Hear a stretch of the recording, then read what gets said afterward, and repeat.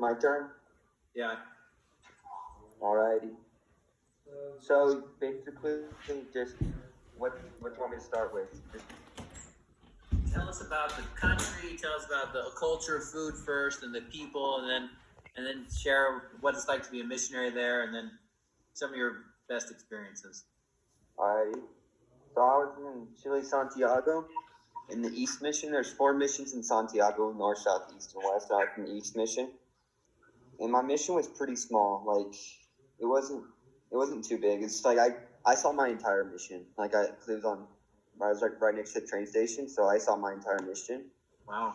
But I was in 2 areas my time there. I was there for about 9 months, and so I worked in 2 areas. My first one like 4 months, and the other one like 5. The food there, if I'm being honest, it's just like a downgrade of the United States.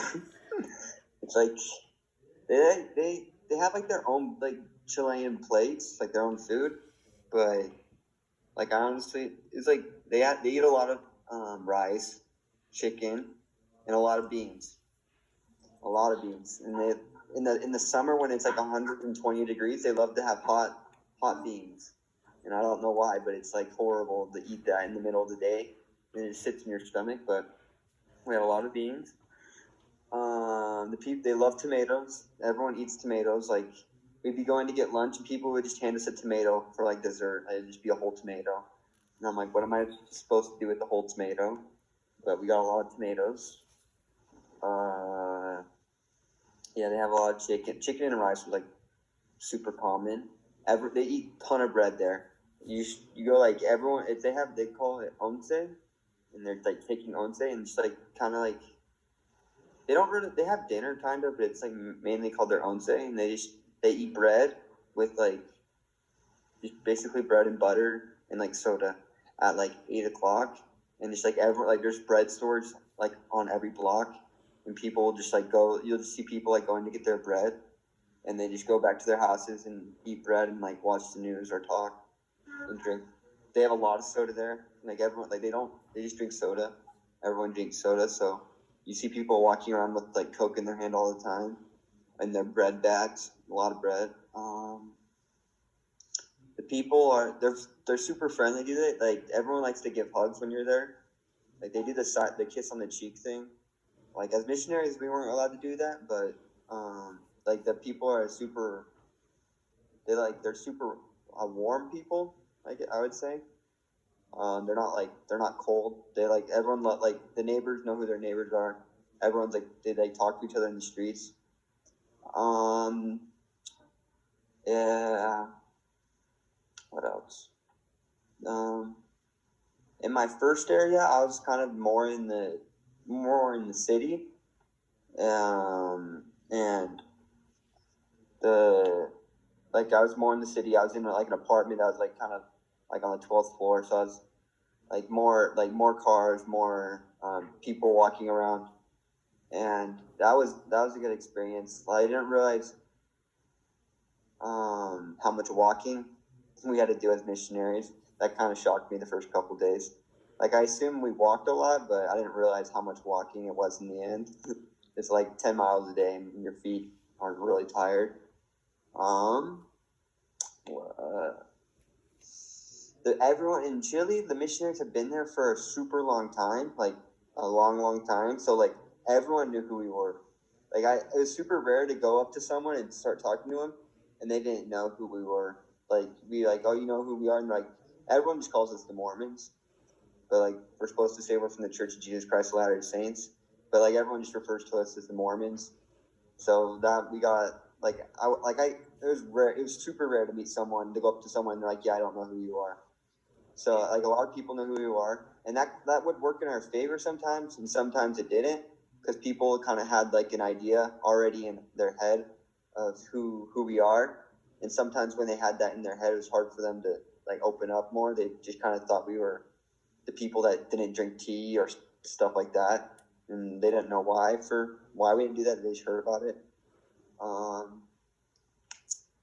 But the language. So I spoke Spanish while I was there. For my first Mm, Probably like basically when I left was when I started to feel comfortable. Like, so that kind of sucks. But so like my first couple months was horrible. Like I had three companions while I was there, and they were all three white kids from the United States, two from Texas and one from North Carolina. And so it was that was kind of hard for my language. I didn't like get. I wanted a Latino companion, just kind of be all the way into Spanish. Having like white companions is like it's easy to talk in English, but it was good. I it was hard for me to sit down and like look at a book and try to learn Spanish from looking at a book and like the grammar rules. My brain didn't really work like that. I just like going out and talking. But the language took like the first couple months. I started to understand more that people speak. Like Chile's known to have the worst Spanish out of any of the South American countries. They have like the most. Uh, I don't even know how they call it. They say in English. It's called garabatos. I think that means it's like slang. They have the most slang out of any of the South American countries. So like they have like people call it just Chilean. Like they call it Chilean Spanish. It's not like any other Spanish, and they speak super mumbly, super fast, and like they like take pride in it, but they also think like they know it's bad. And like everyone's like, yeah, our Spanish is horrible, but we take pride in it. So like they spoke super fast, so it's kind of hard to understand for a little while. And after about like 4 or 5 months in, I could understand more, and the speaking was kind of hard. I could get my point across like easily, but I couldn't like if I wanted to say it, it's like I could say basically what I wanted, but I couldn't go into detail sometimes, and I would have to like refer to the easy route. I couldn't just like go and say it like exactly how I wanted to say it, and that was kind of frustrating. But that just came with practice and more talking. Um, mm, the what else? The like trying to think. Mm, the members there were super nice. We had lunch like every day. We have lunch with like a member family, and the members like they were like while I was there too. We had like they were I don't know what you call it, like a revolution or somewhat like the country. The people kind of got upset at the government, and so like we kind of had to go on quarantine at the start too of my mission for a couple weeks, like a week, and like all the members were super nice, like always checking in on us, like bringing us food, and making sure we're okay. So the members were awesome there. Um, the church there kind of is going through like because when the missionaries first got to Chile, they like baptized everyone. I don't know how long ago they got there though, but they baptized everyone. So there's a ton of I don't know how, less active members in Chile. There's a lot.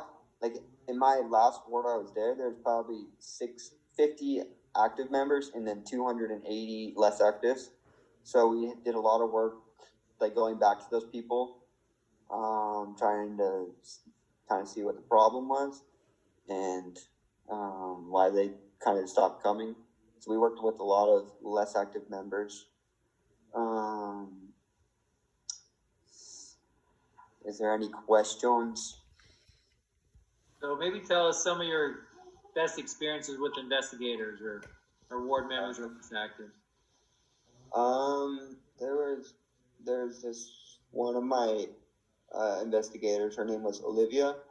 It was it was right before Christmas, and we were like me and my companion. This was my first area. It's about like 4 months in, and we just were doing some house contacting. And it was like nighttime, and this house had Christmas lights up. So like we went up to the house, and like we and when in Chile they have doorbells some houses, but normally people just say "allo," and like you just say like everyone has gates, and you say "allo," and then the people just come out.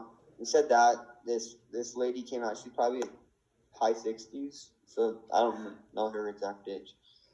And we just like kind of complimented her Christmas lights and started talking. And we were like, "Oh, she's like, you guys are the Mormons, the church on the corner of the street." And we're like, "Yeah." She's like, "When do you guys have your like reunions?" And we're like, "Sundays at 11." And she's like, "Okay, I want to come." We're like, "Are you serious?" Like that never happens. People usually I felt like we had to beg people to come to church, and she was just asking.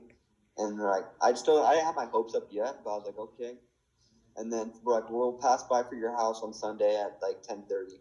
And she's like, okay. And then we went back like, it was like 2 days later.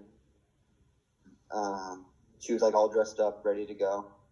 And then we ended up teaching her. And I had one of my coolest lessons with her. We were teaching about Joseph Smith. And like after the lesson, she's like, every time you guys like leave my house and every time you guys come here, I ponder what you guys say, and I feel like I have this feeling in my chest.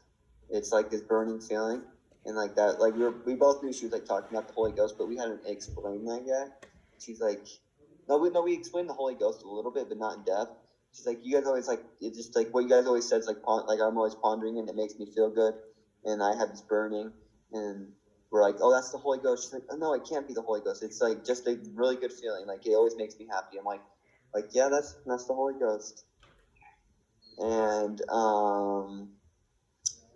then we ended up. She was one of our converts. We ended up baptizing her like a month after the first time we met her. But it was like that lesson when she was like talking about the Holy Ghost was really cool for me, because it made me like, it like kind of made me be like, because like I had a lot of experiences where I felt the Spirit, but when it had someone else that like didn't know what like the Holy Ghost was and they were acknowledging it, it kind of made me like realize, oh, this thing's real. Like, no, I'm not the only one feeling it. There's this person I'm teaching, and they're obviously like talking about it, and they can feel it too. So that was a super cool experience for me.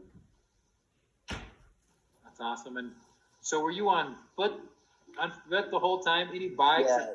No, we didn't have bikes. Like we took the bus sometimes if we had to go far places, or the train.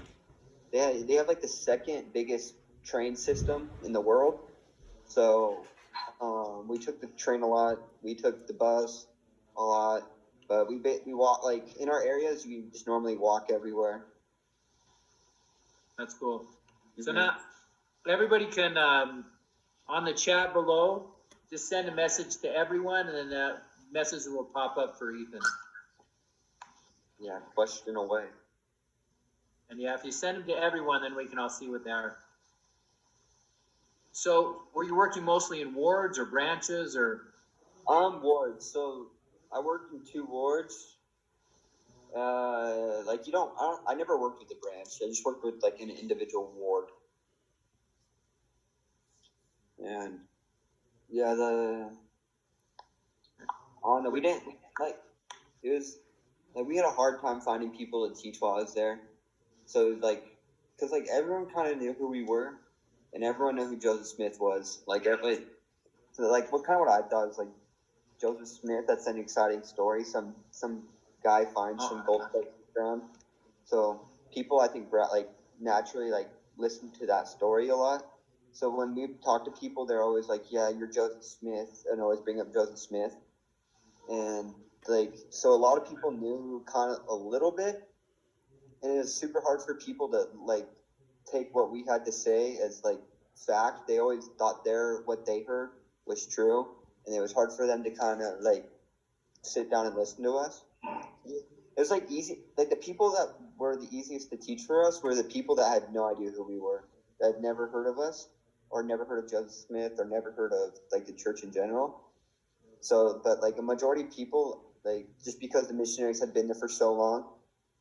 And then my last area was super small.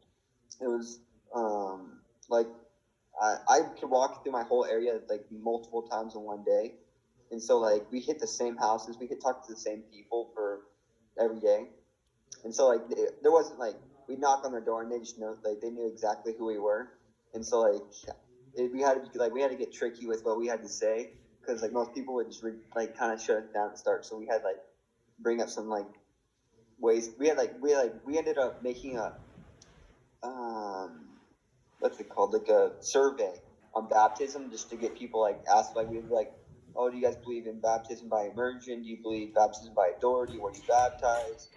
Do you believe like priesthood plays an important role in baptism? Just to get people talking in the streets, because it was like when you focus more on their perspective, not on what like because we focused on what we want to say a lot of the time, and they just kind of weren't listening. So we kind of tried at first letting them speak and seeing what they had to say, and have them talk first, and try to get them to open up first, and then we would talk second. That's pretty cool, pretty creative. What other questions do people have for Ethan? You can either type it in or just get off mute and ask him.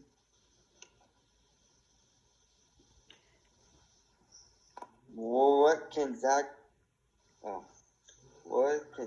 do now to get ready for a mission? Man, that's a tough question.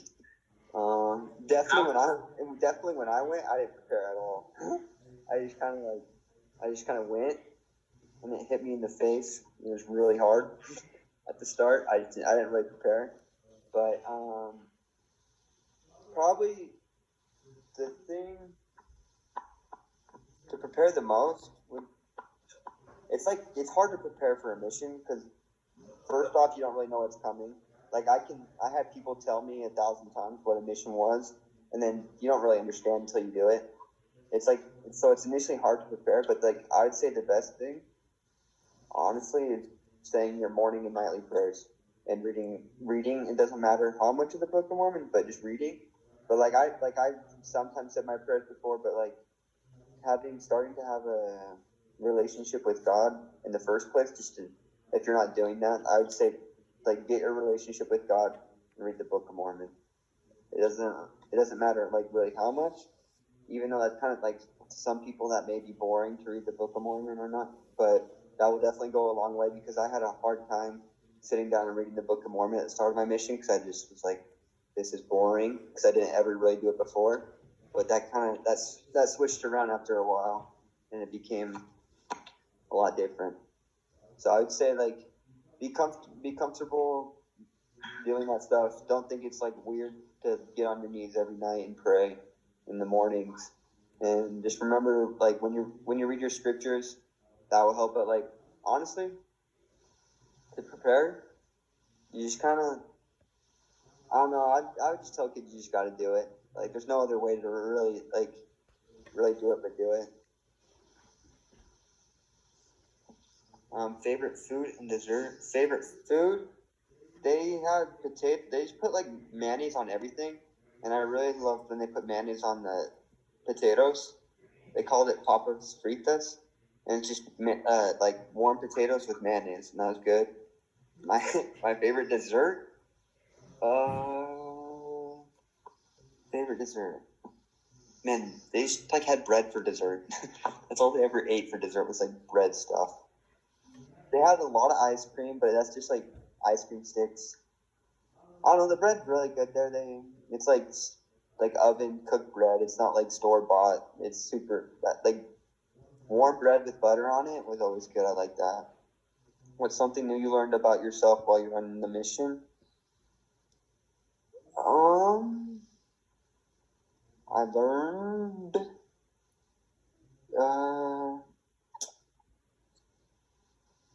I learned how to deal with rejection a lot, I guess, and how to deal with hard stuff, because the mission's hard. It was hard, and I learned how to deal with it. And you deal with a lot of people, in my mission, I deal with a lot of people saying no to me or not wanting to listen. And I learned how to kind of get past that and just have a positive attitude on what I was doing. But I learned that I learned how to just kind of deal with everything, deal with things that were out of my control. Because sometimes I always wanted to control everything that was going on. I felt like it was my fault if something didn't go the way I wanted to, and so I kind of just learned that I needed to deal with everything that was happening and trust in God more.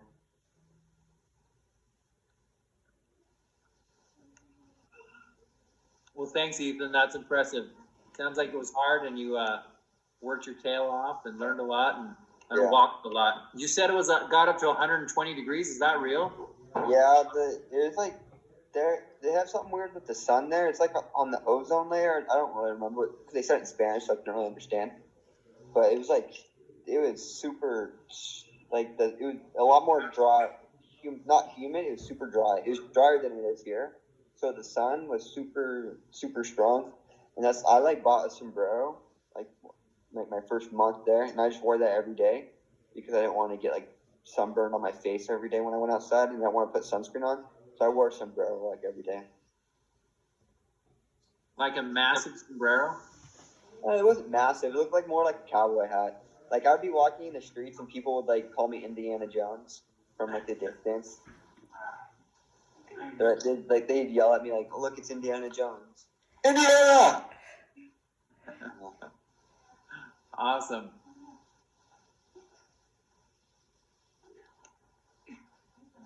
I think there's another question there for you. Oh, where is it? How do I get to the question? Just on the chat, probably. More It chat. said, Okay, I see what it. did you? What did you learn about missionaries that you didn't already know? Like what did I learn about like missionary work or like missionaries, like the kids? What you learn about the kids? Or you you obviously meet kids like everyone I met. I didn't know. I didn't meet one person I knew. I met a ton of kids from other countries. Kids like with different backgrounds. Kids that play different sports. Kids that do everything different than I did. I guess like, no one's the same. And it was cool to see just like how some of these kids grew up. And I knew like some kids that went out, like they were converts within under a year, and they were serving missions. And it's cool to see these kids like just drop everything and go. They put it all on the line. There's one kid that I bore his testimony in church, and he barely just got to Chile. He was under a month, and he was under a year convert, and his family that kind of disowned him for like joining the church. And he went on a mission, and he couldn't even speak Spanish, but he got up during church and bore his testimony, and he stood up there for probably like 5 minutes and slowly tried to prepare his testimony, and that was really cool. That was a cool testimony to me, and just to see how someone that like his life was like the missionaries talked to him in under a year. He changed his life around, went on a mission. And it's not here just trying to do the Lord's work. That was really cool. So I just kind of learned from other missionaries. To see the faith in other missionaries was really awesome. That is pretty cool. What advice do you have for someone who is worried about learning a new language on the mission? So for this one, in the MTC, I wasn't in I wasn't in the best mood in the MTC. I didn't really like it. And so I kind of shut off my head, and I didn't try to learn much of anything. And so I didn't know barely any Spanish. And people were telling people in my class were trying super hard, and they're like, "Are you not worried?" And I'm like, I'm gonna learn it in the field. And I kind of learned and you learn that it just comes with time. I remember getting in the field and being super frustrated. I'm I didn't take the time I had in the MTC, but then my companions it doesn't really matter how hard you try in the MTC, it's still going to be hard in the field. You're not going to come to the field and know Spanish. So I remember my trainers it's not going to be one day you wake up and you're speaking Spanish. It's going to be day by day. Maybe the next day you can say this phrase and you couldn't say it the day before, and just day after day it'll build upon it and build upon it. And then like I said, it won't be that one day you'll just be whoa, I speak Spanish. It'll just come with time. And honestly, it's just practicing, in the streets or and what I figured out was intentively listening, because there would be times where I'd be sitting in a lesson or in the street, and I'd be listening to what they had to say, but not really. They'd be talking, but I wouldn't honestly because after a while it hurt my head. But intentively listening and listening really hard to what they were saying, and trying to translate it in my head at first. Because at first, I had to translate it from English, not Spanish, to English in my head, and sitting down and actually every word listening and putting it together in my head, that helped a lot. I never was the kid that like had a book with me and wrote down words all the time. Like some missionaries did that.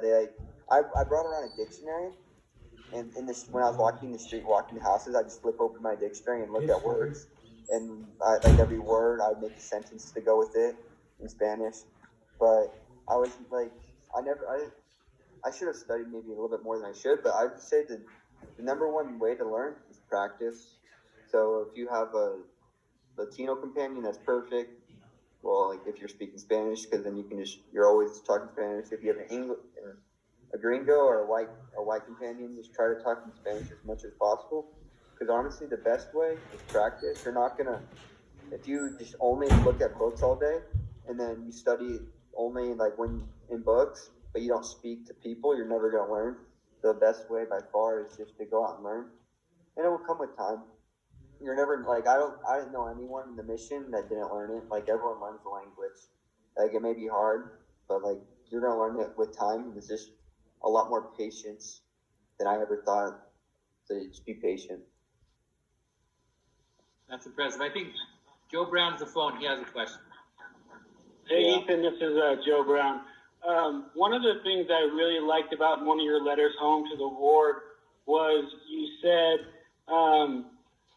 something to the effect that, missions are hard and they don't get easier. You just get better. Yeah. And I thought that was a really powerful statement.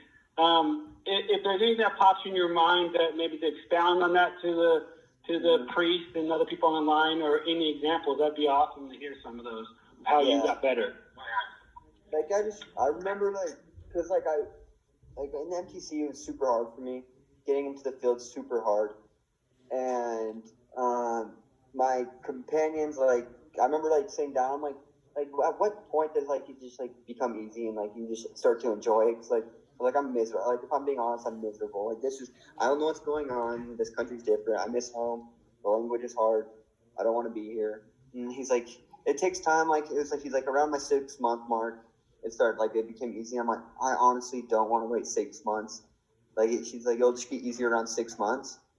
And when it started to get easier for me is when I started working harder. And that's when I realized honestly the work, when you go become more of a missionary and you have more time, the work doesn't get easier. You take more responsibility with what you're doing. You feel since I've been here for some time now, it's on me.